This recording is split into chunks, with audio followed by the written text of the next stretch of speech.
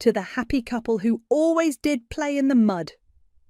The champagne flutes clinked around me as my sister Tamara's voice carried across the reception hall, dripping with that special brand of sweetness that could cut glass. The laughter that followed hit me like a slap, and I felt my cheeks burn as 200 wedding guests turned to look at me and Payton. My name is Bethany, and that was supposed to be the happiest day of my life. I should have known Tamara wouldn't let my wedding pass without reminding everyone exactly where I stood in the family hierarchy. There she was, radiant in her designer bridesmaid dress, holding court at the head table, while I sat there in my grandmother's altered wedding gown, trying not to let the tears show. "Bethany, honey, smile," my mother Rosalie hissed from beside me, her perfectly manicured fingers digging into my arm. "People are watching." Of course they were watching. They'd been watching my whole life, waiting to see which Blair sister would stumble first. Spoiler alert, it was always going to be me. Payton's calloused hand found mine under the table, his thumb tracing gentle circles on my palm. When I looked at him, his brown eyes were steady and kind, completely unbothered by the snickers echoing around us. "Let them laugh," he murmured, leaning close enough that his breath tickled my ear. "We know what we have." God, I loved this man, even covered in a thin layer of dust from the fields he'd been working that morning, because yes, he'd insisted on checking the irrigation system on our wedding day. He was more real than anyone in this room, full of pressed suits and fake smiles. "I still can't believe you're marrying a farmer," my youngest sister Erin whispered, sliding into the empty chair beside me.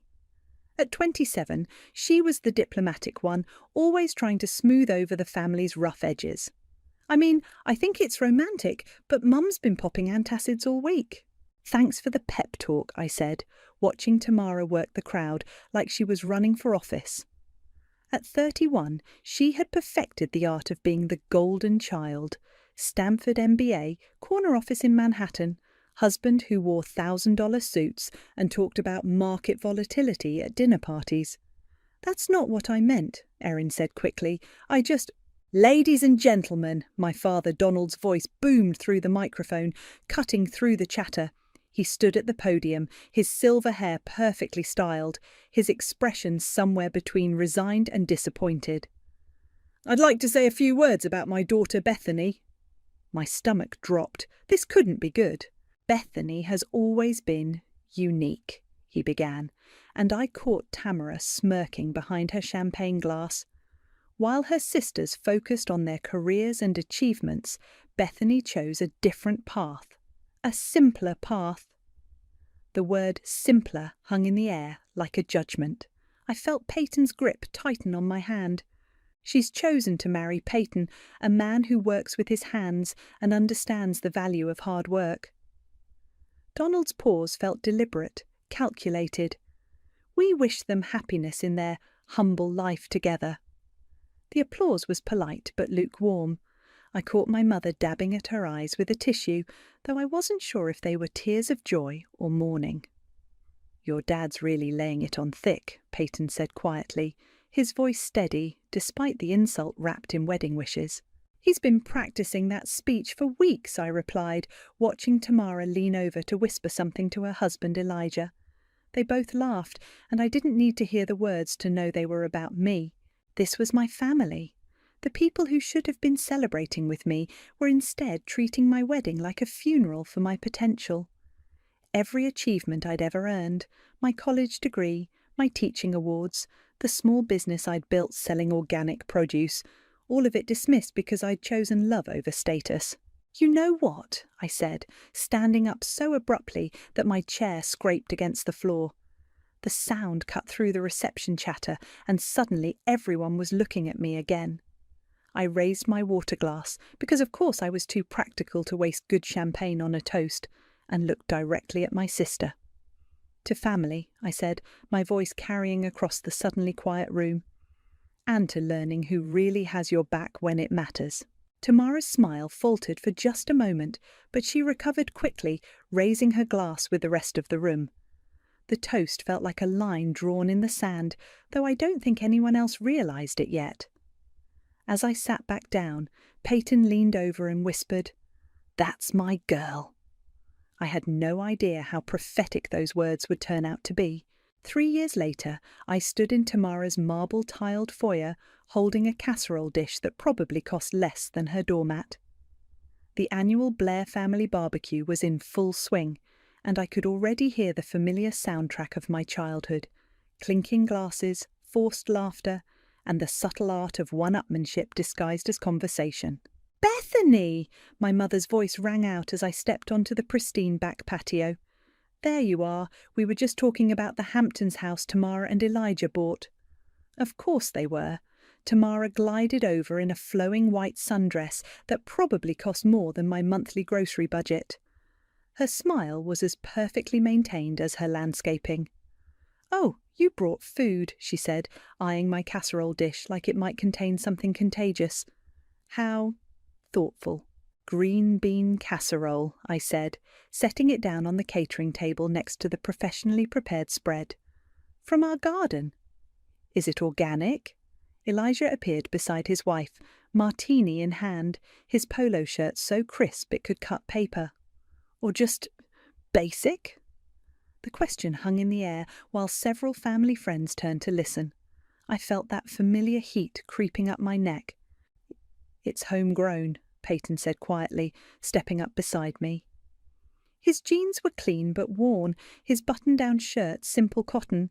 Next to Elijah's designer everything, he looked like he'd wandered in from a different world. Right, Elijah nodded with exaggerated interest.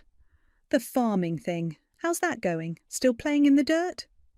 "We're doing well," I said, forcing my voice to stay level. "The farm's been profitable for 2 years running." Tamara laughed, the sound like wind chimes in a hurricane. "Profitable? Oh, honey, that's adorable.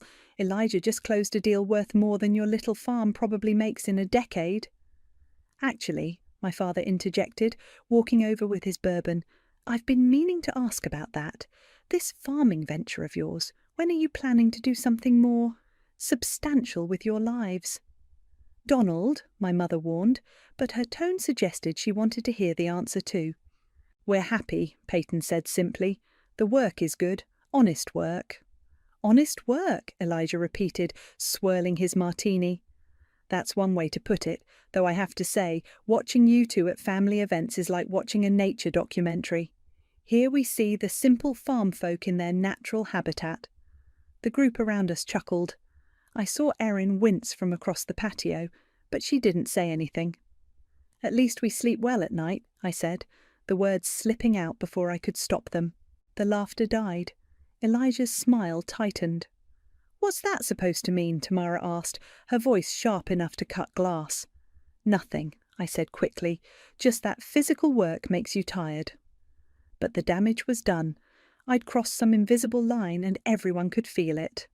"Well," my mother said with forced brightness, "who wants to see the new pool house?" The group dispersed, following Tamara toward the latest addition to her property empire. I started to follow, but Payton caught my arm. "I'm going to check on the truck," he said. "Make sure we didn't leave the windows down." I knew he just needed air. These gatherings were harder on him than he let on, watching his wife get picked apart by her own family while he stood there powerless to stop it. "I'll come with you," I said, but he shook his head. "Stay. Enjoy your family." The word enjoy carried weight we both understood. I found myself alone by the pool, watching the sun reflect off water that probably cost more to maintain than we spent on groceries. The sound of laughter drifted from the pool house tour, and I wondered what it would feel like to belong in that group instead of always standing on the outside looking in. "They're being awful today," Erin said, appearing beside me with 2 glasses of wine. "Today?" I took the glass gratefully. "This is just Tuesday for them. It's not always like this." "Isn't it?" I turned to look at her. When was the last time anyone in this family asked about my life without it being a setup for a joke? Erin was quiet for a moment. "Things have been tense lately, with Elijah's work, I mean. Tamara's been stressed." "Stressed about what?" "I probably shouldn't say anything." "Erin." She glanced around, then leaned closer. Some of his investments haven't been going well, big ones. Tamara's been making comments about having to adjust their lifestyle. Before I could respond, Tamara's voice cut across the patio like a blade. "Bethany, come settle a debate for us." I walked back to the group, wineglass in hand, already bracing myself. "We were just discussing career trajectories," Tamara said, her smile predatory. "And I was telling everyone how you've really found your calling. I mean, not everyone can handle the intellectual demands of, what do you call it, subsistence farming?" The group laughed right on cue. "Though I have to ask," she continued, stepping closer, "don't you ever wonder what you could have accomplished if you'd applied yourself? I mean, really applied yourself instead of settling for this quaint little life?" The words hit like physical blows. Every insecurity I'd ever had about my choices, every moment of doubt, all wrapped up in my sister's perfectly manicured cruelty. I opened my mouth to respond, but Tamara wasn't finished. "I'm just saying, some of us dream bigger than vegetable gardens and county fairs. Real life happens on Wall Street, not in whatever little bubble you've created for yourself." The silence that followed was deafening. Even the people who'd been laughing looked uncomfortable now. I set down my wineglass with a steady hand. "You're right," I said quietly. "Real life does happen, and sometimes it happens in ways you never expect." 6 months after the barbecue from hell, I noticed the cracks starting to show. It started with missed phone calls. My parents, who used to check in weekly with updates about Tamara's latest achievements, suddenly went radio silent. When I did catch them, the conversations felt strained, like they were reading from a script with half the pages missing. "How's Tamara doing?" I asked during one particularly awkward call with my mother. "Oh, you know Tamara, always busy, always working on something big." The pause that followed stretched long enough to drive a truck through. "And Elijah?" He's fine. Listen, honey, I have to run. Your father's calling me." Click. I stared at the phone, frowning. In 30 years, my mother had never cut a conversation short, unless someone was literally bleeding. The next red flag came at Erin's birthday dinner. We met at a small Italian place downtown. Nothing fancy, which should have been my first clue. The Blair family didn't do nothing fancy. "Where's everyone else?" I asked as Erin slid into the booth across from me and Payton. "Mum and Dad had something come up. Tamara and Elijah are dealing with work stuff." "Work stuff on a Saturday night?" Erin picked at her breadstick, avoiding my eyes. "Things have been complicated lately." "What kind of complicated?" "I probably shouldn't." "Erin," I leaned forward, "what's going on?" She glanced around the restaurant like she was checking for spies, then lowered her voice. "Elijah's company is in trouble, big trouble, some kind of investment scheme that went sideways." I felt a little flutter in my chest, not quite satisfaction, but something close to it. I pushed the feeling down, ashamed of myself. "How bad?" "Bad enough that they had to put the Hamptons house on the market, and the boat, and Tamara's been calling around asking family members for short-term loans." The flutter got stronger. I took a sip of water to hide my expression. "Have they asked you for money?" Payton asked quietly. "Not yet, but I think that's only because I don't have any to give." Erin finally met my eyes. "They haven't called you, have they?" "No," I said. "But then again, we're just simple farm folk. What would we know about real money?" Erin winced. "You heard about that?" "I was there, remember? Front row seat to the Tamara show." "She's been different lately, stressed, snapping at everyone. Even the golden child has bad days, I guess." We ate in relative silence after that, but I could feel Payton watching me. He knew me well enough to recognise the wheels turning in my head. Later that week, we were harvesting the late summer tomatoes when my phone rang. Unknown number. "Hello?" "Bethany." The voice was shaky, older than I remembered. "It's your mother." "Mum, are you okay? You sound—" "I'm fine, sweetheart, just tired. Listen, I was wondering, could you come by the house this weekend? There's something we need to discuss, as a family." The words sent a chill down my spine. In Blair family speak, something we need to discuss as a family was never good news. What kind of something? It's better if we talk in person. Can you come Saturday afternoon, around 2? I looked at Payton, who was pretending not to eavesdrop while loading tomatoes into crates. His shoulders were tense. I guess so. Should I bring anything? Just yourself, and Payton, of course. The line went dead, leaving me staring at my phone. Family meeting? Payton asked without looking up. Sounds like it. He straightened, wiping his hands on his jeans. About what? She wouldn't say, but given what Erin told us. They're going to ask us for money. It wasn't a question. We both knew it was true. That night, I lay in bed staring at the ceiling while Payton's breathing evened out beside me. Part of me, a bigger part than I wanted to admit, was almost excited. After years of being treated like the family disappointment, they were finally going to need something from me. The irony was delicious. All those comments about our simple little life and playing in the dirt, and now they were going to come hat in hand to the farm girl they'd spent decades mocking.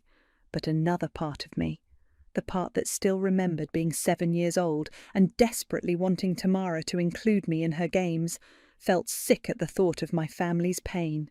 Saturday morning arrived grey and drizzly, matching my mood. Payton was unusually quiet as we drove to my parents' house, his hands steady on the wheel but his jaw tight. Whatever they ask, he said as we pulled into the familiar driveway, remember that you don't owe them anything. I know. Do you? Because you have a soft heart, Beth, and they know how to use that against you. I looked at the house where I'd grown up, with its perfect lawn and pristine shutters. It looked smaller than I remembered, less imposing. I'll be fine. But as we walked up the front steps, my phone buzzed with a text from an unknown number. Emergency family meeting. Please come. We need you. It was from Tamara. The same sister who'd spent years telling me I'd never amount to anything was asking for my help. I slipped the phone back into my pocket and rang the doorbell, my heart hammering against my ribs. Time to see what real life looked like when it came knocking on the farm girl's door. The living room felt like a courtroom when we walked in. Everyone was already there, arranged in a careful semicircle like they'd been planning this ambush for weeks. My parents sat on the couch, looking older than I remembered. Tamara perched on the edge of the armchair, her designer clothes wrinkled, her usual perfect composure cracked around the edges.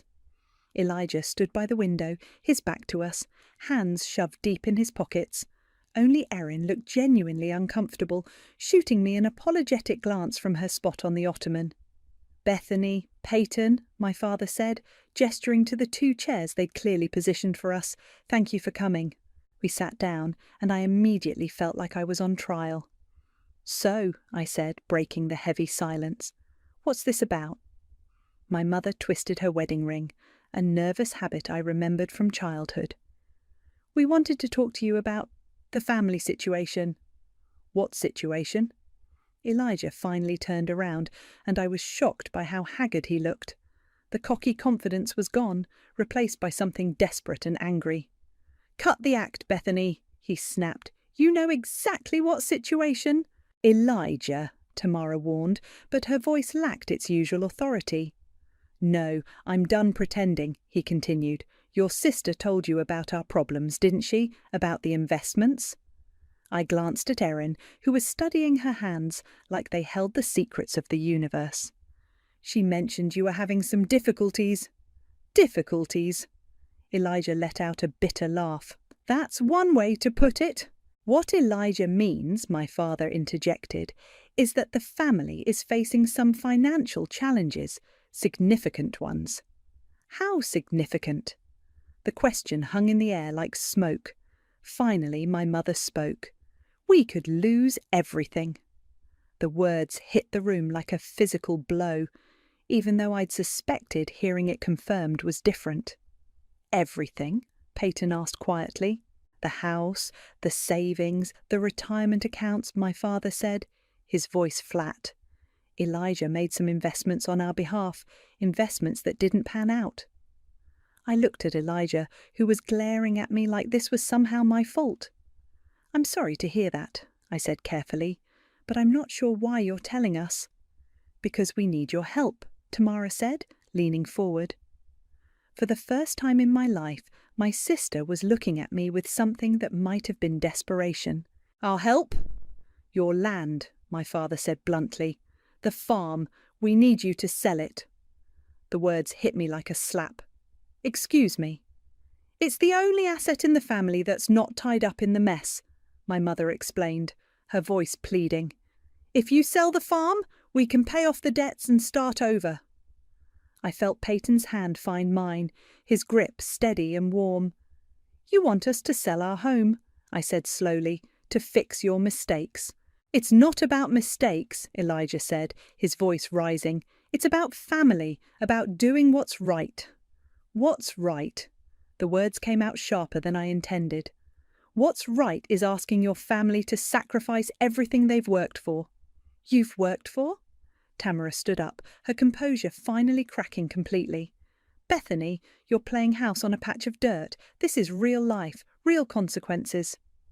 "Real consequences for choices you made." "We're family!" my mother cried, tears streaming down her face. "Family helps family." "Where was this family loyalty when you spent years mocking everything we built?" I stood up too, my hands shaking.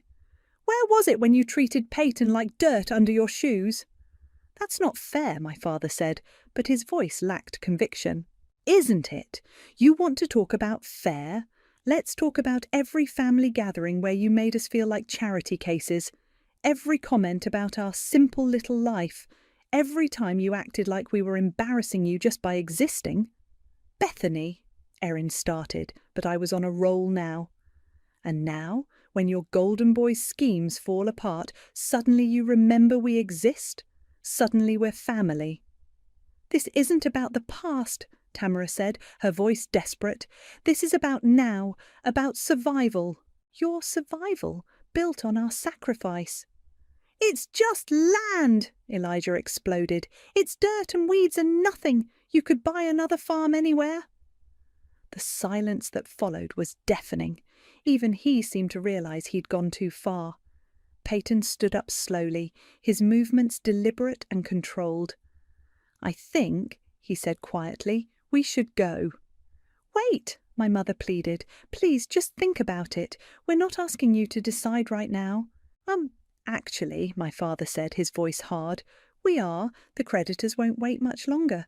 We need an answer by Monday." "Monday?" I stared at him. "You're giving us 2 days to decide whether to destroy our lives for you." "You're being dramatic," Tamara said, but her voice was shaking. "It's just property. We're talking about people's lives here, my daughter's future." "What about our future?" "You don't have children," she shot back. "You don't understand what's at stake." The words hit like a physical blow, the unspoken implication that our childless marriage somehow made our lives worth less, hung in the air between us. Payton's jaw tightened, and I saw his hands clench into fists. "We're leaving," I said, grabbing my purse. "Bethany, please," my mother called as we headed for the door. "Just think about it, please."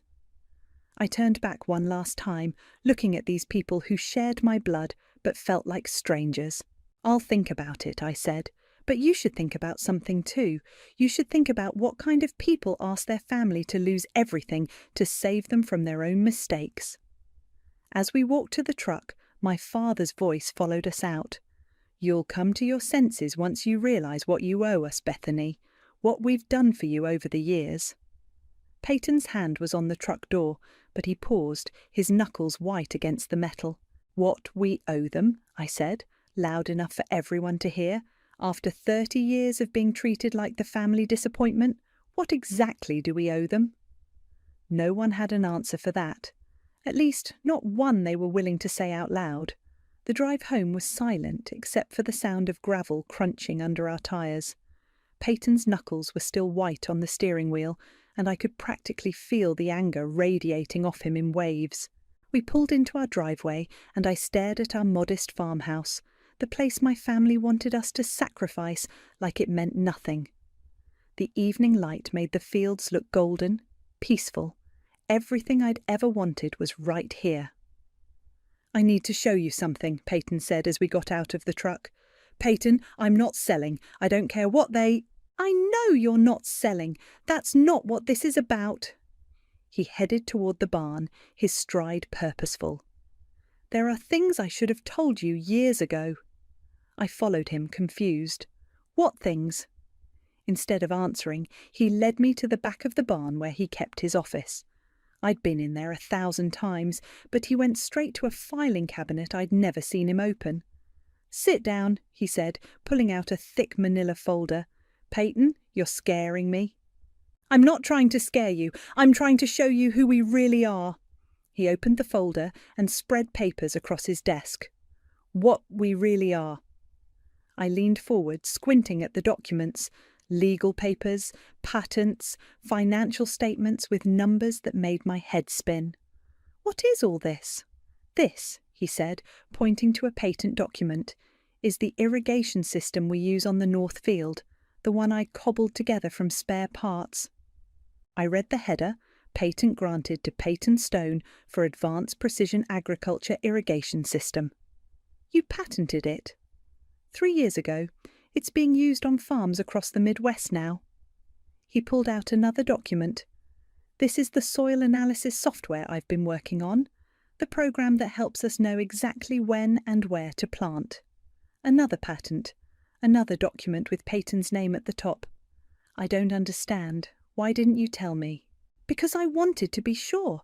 I wanted to build something real before I started talking about it." He sat down across from me, his expression serious. "Beth, our patch of dirt isn't just a farm. It's a research and development facility. Everything we grow here, every system we test, it's all part of something bigger." My head was spinning. "How much bigger?" He pulled out a financial statement and slid it across the desk. The numbers at the bottom made me blink hard, certain I was misreading them. Are we worth... "The company is worth that. Stone Agricultural Technologies. I started it 5 years ago, right after we got married. Used our land as the testing ground for everything." I stared at the papers, then at my husband.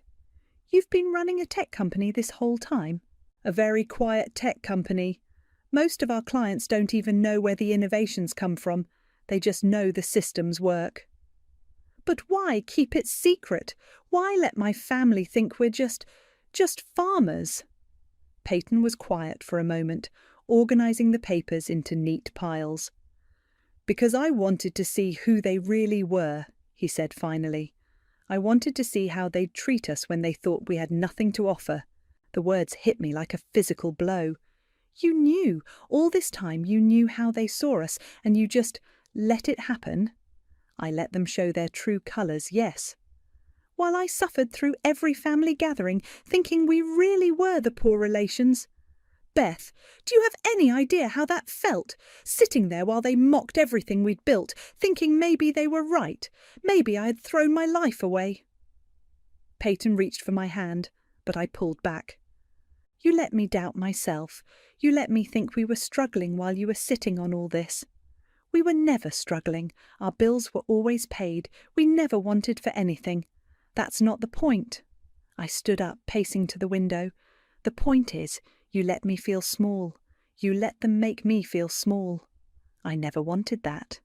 But you allowed it." The silence stretched between us, heavy with years of unspoken truths. "There's more," he said quietly. I turned back to him. "More what?"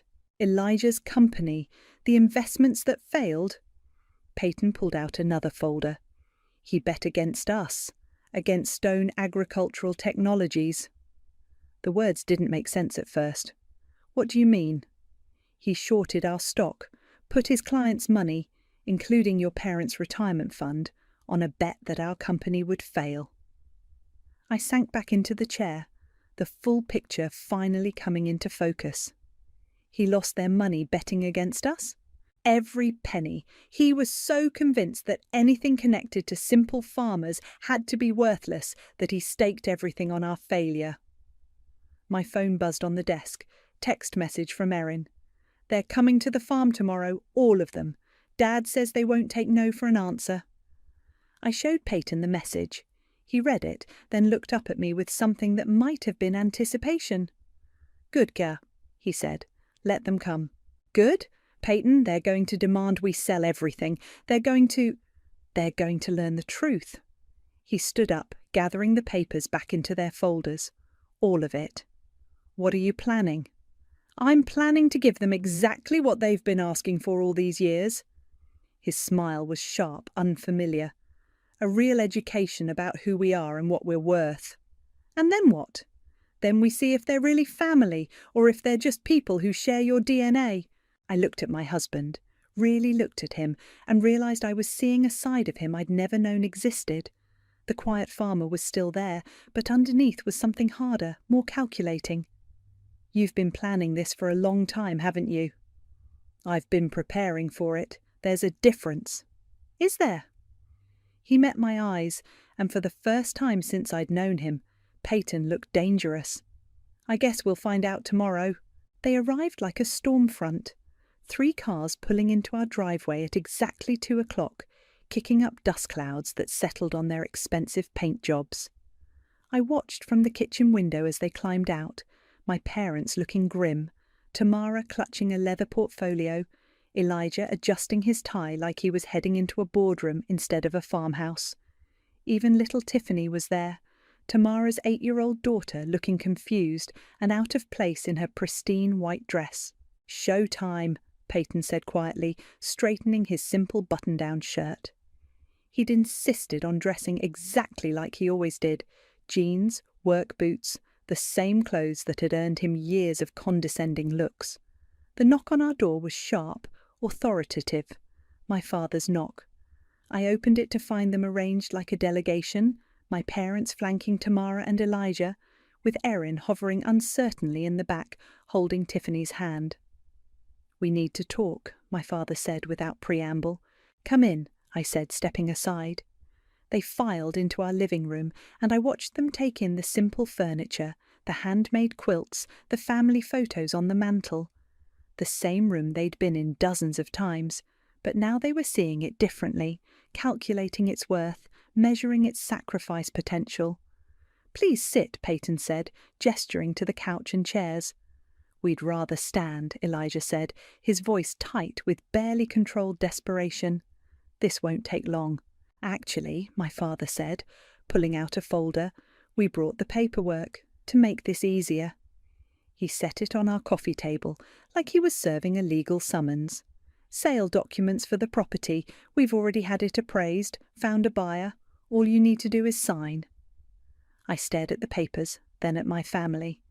"You had our land appraised, without asking us?" "We're trying to be efficient," my mother said, her voice strained. "Time is a factor here." "Whose time?" Payton asked mildly. "Don't play games," Elijah snapped. "You know exactly what's at stake. Your parents could lose their house. Tamara and I could lose everything. Tiffany could lose her college fund, her future." "Daddy, what's happening?" Tiffany asked, tugging on her father's sleeve. "Nothing, sweetheart," Tamara said quickly.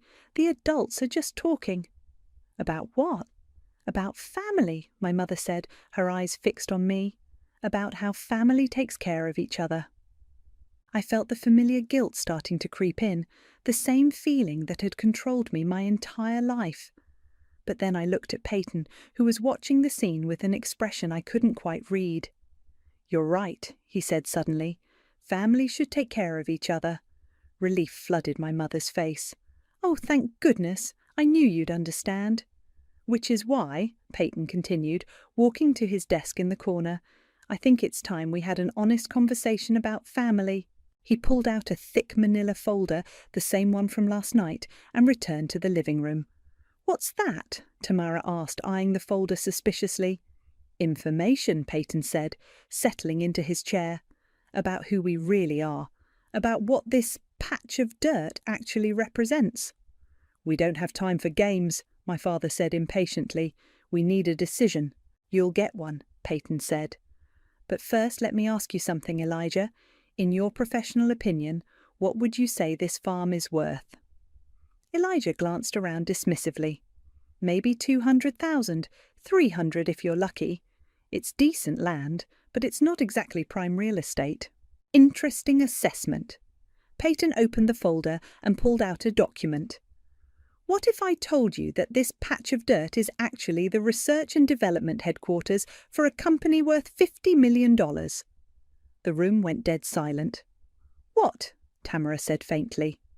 Stone Agricultural Technologies, Payton continued conversationally. Maybe you've heard of it. Your husband certainly has. Elijah's face went white. That's impossible. Is it? Payton pulled out another document. Patent number 10,847,392. Advanced Precision Agriculture Irrigation System. Inventor, Payton Stone. Filed 3 years ago, currently licensed to farms across 12 states. He set the patent on the coffee table next to the sale documents. Patent number 11, 203,047. Predictive Soil Analysis Software. Also mine. Licensed to agricultural companies nationwide. Another document joined the first. Should I continue? Because I have about 30 more patents here, all developed right here on this worthless patch of dirt. My mother was staring at the papers like they were written in a foreign language. I don't understand.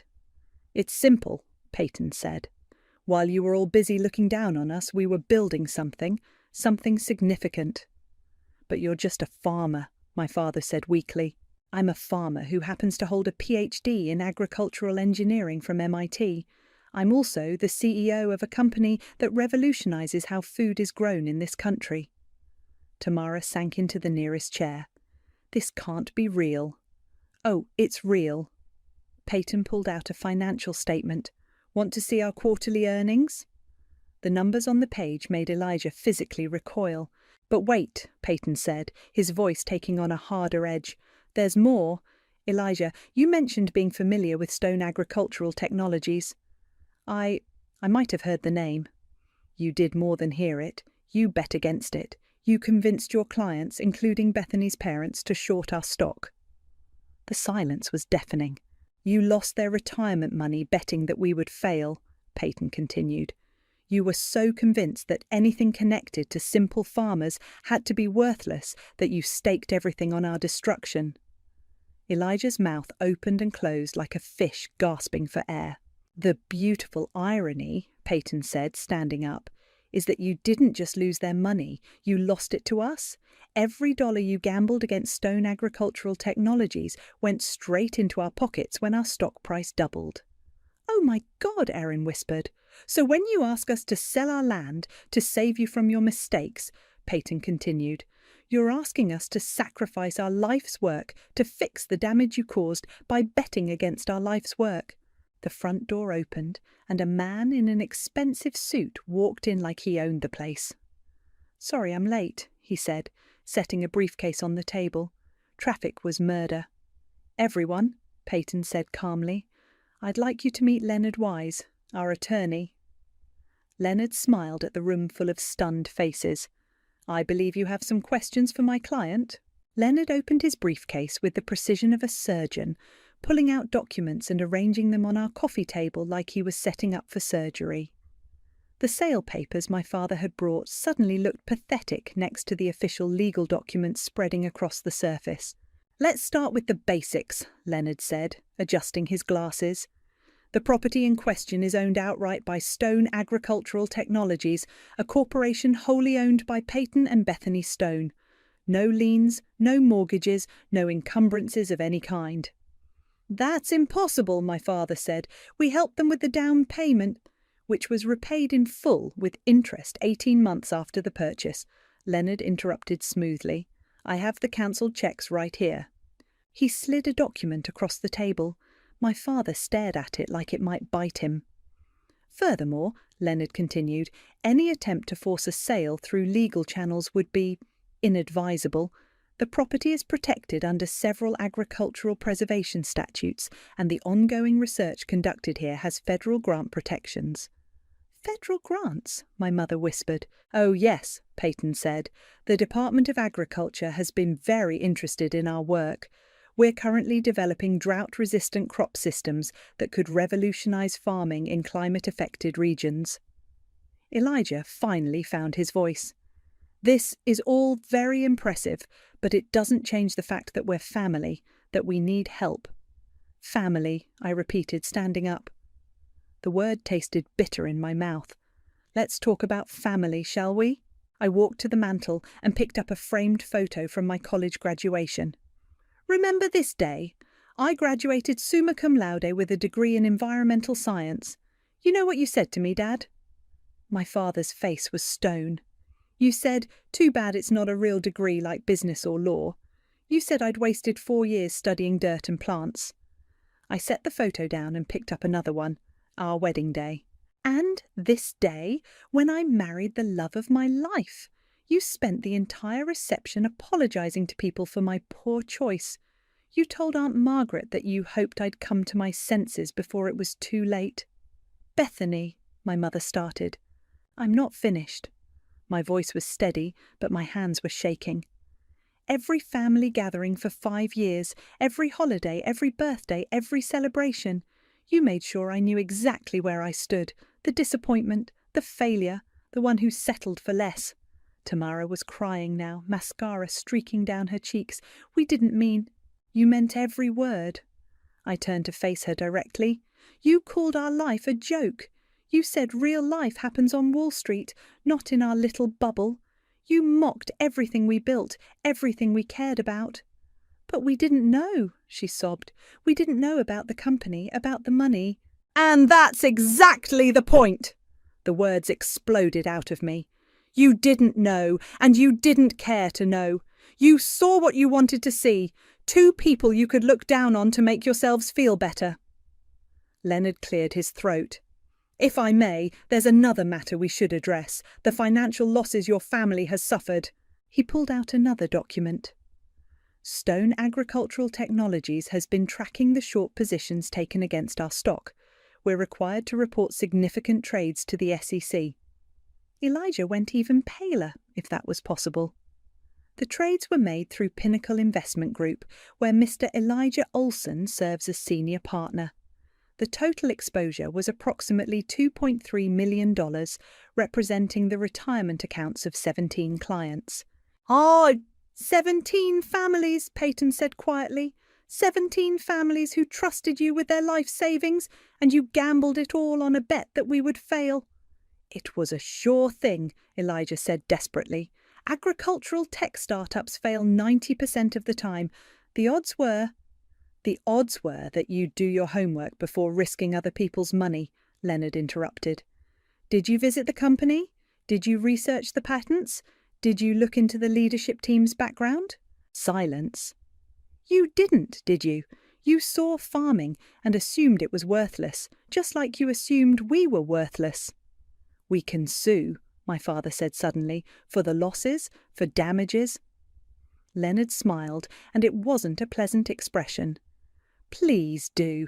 I'd love to explain to a jury how your son-in-law lost your retirement money betting against your daughter's company. The optics alone would be fascinating. What do you want? Tamara asked, her voice broken. What do you want from us? I looked around the room at these people who shared my blood but had never really been my family. My parents, who'd spent 30 years making me feel small. My sister, who'd turned cruelty into an art form. Elijah, who'd gambled away their future on his own arrogance, and little Tiffany, sitting in the corner, watching her world fall apart. I want you to leave, I said simply.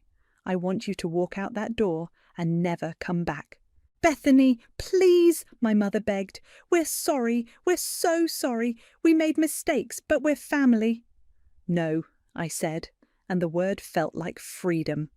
Family doesn't treat each other the way you treated us. Family doesn't spend years tearing each other down. Family doesn't come crawling back only when they need something. But what about us? Tamara asked. What about Tiffany? What about her future? I looked at my niece, this innocent child caught in the wreckage of adult failures. Tiffany's future was never my responsibility. It was yours, and you gambled it away.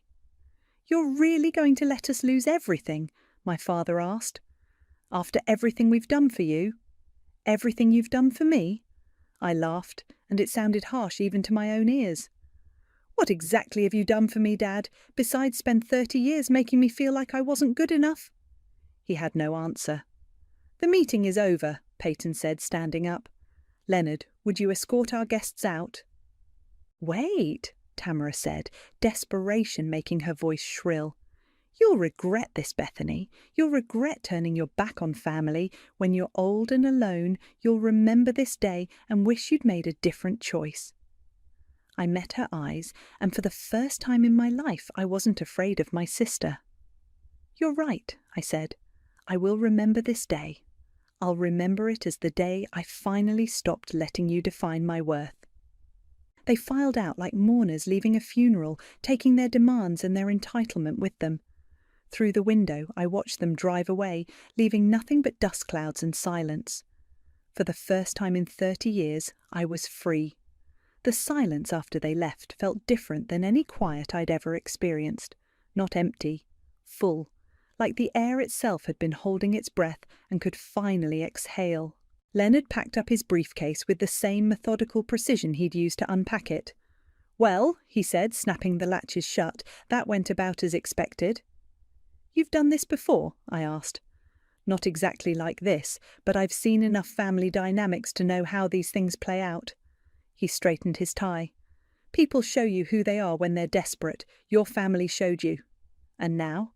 Now you move forward, without them. After Leonard left, Payton and I sat on our front porch, watching the sun set over our fields, the same fields my family had called worthless dirt just hours earlier. Do you think I was too harsh? I asked. Payton was quiet for a long moment, his fingers tracing patterns on the porch railing. Do you remember what Tamara said at our wedding, about us playing in the mud? Hard to forget. I knew that day that this moment would come eventually, maybe not exactly like this, but something like it. He turned to look at me. They never saw us, Beth. They saw what they wanted to see, people they could feel superior to. But they're still my family. Are they? The question hung between us like morning mist. Before I could answer, my phone rang. Erin's name flashed on the screen. I should probably take it, Payton said. She's different from the rest. I answered on the third ring. Hello? Beth? Erin's voice was thick with tears. I'm so sorry. I'm so sorry. Erin, no, let me say this. I knew how they treated you, and I never stood up for you. I told myself I was staying neutral, but there is no neutral when someone you love is being hurt. I closed my eyes, feeling tears I hadn't expected. You were caught in the middle. I was a coward, and now, God, Beth, the things they're saying about you. Dad's telling everyone you abandoned the family. Mum's acting like you personally destroyed their lives. And Tamara? What about Tamara? She's bitter, really bitter. She keeps saying you planned this whole thing, that you and Payton set them up somehow. We didn't set anyone up. We just stopped pretending to be less than we are. I know that. I know you, even if I didn't defend you like I should have. Erin's voice cracked. Can you ever forgive me? I looked out at our land, at the life Payton and I had built together despite everything. You're calling me now. That counts for something. I want to see you, not to ask for anything, just... I miss my sister, the real one, not the version they tried to make you into. Come for dinner Sunday, bring whoever you want, but leave the drama at home. Just me, I promise. After I hung up, Payton reached over and took my hand. One down. Think any of the others will come around? Does it matter? I considered that. A week ago, the thought of losing my family would have terrified me. Now, sitting here with my husband on land we owned free and clear, surrounded by the success we'd built together, it felt more like shedding old skin. No, I said finally, it doesn't matter. The next morning I was in the garden when I heard a car in the driveway. My heart jumped, wondering if my parents had come back to try again, but when I looked up, I saw a woman I didn't recognise climbing out of a small sedan.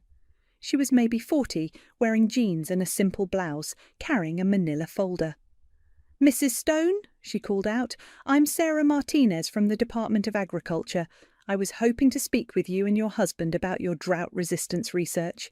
Payton emerged from the barn, wiping his hands on a towel. Sarah, you made good time. The preliminary results you sent were incredible, she said, shaking his hand. We'd like to fast-track the grant approval for the expanded trials. Grant approval? I asked. 2.7 million over 3 years, Sarah said, smiling. Your husband's work could change how we approach farming in drought-affected regions. We're talking about feeding millions of people. I stared at Payton. You didn't mention... I wanted to be sure before I got your hopes up, he said. But yes, we're about to get very busy. As Sarah and Payton discussed research protocols and timelines, I found myself thinking about my family's visit. They'd come here demanding we sacrifice everything to save them from their mistakes, never realizing they were asking us to destroy something that could help feed the world. The irony was perfect. They'd spent years calling us small, insignificant, worthless. Meanwhile, we were quietly working on something that mattered more than any of their status symbols or investment portfolios. That evening, Payton and I walked through our fields as the sun painted the sky orange and pink. The same walk we'd taken hundreds of times, but everything felt different now. Any regrets? He asked. I thought about my mother's tears, about Tamara's desperation, about little Tiffany caught in the middle of adult failures. I thought about the years of humiliation, the constant feeling of not being good enough, the way they'd made me doubt everything I'd chosen. No, I said, and meant it. No regrets. Even about your family. They made their choice long before today. They chose to see us as less than we were. They chose to bet against us, literally and figuratively. I stopped walking and turned to face him. I choose us. I choose this life, this work, this future we're building. Payton smiled, the same gentle smile that had made me fall in love with him in the first place. Good, because I have plans for us, big plans. Bigger than a $50 million company? Much bigger. He gestured toward the field stretching out around us. We're going to change the world, Beth, one seed at a time. As we walked back toward the house, I realized something had shifted inside me. The part of me that had always sought my family's approval, that had carried their disappointment like a weight, it was gone. In its place was something stronger, cleaner. I was exactly where I belonged, with exactly the right person, doing exactly the work I was meant to do. And for the first time in my life, that was enough.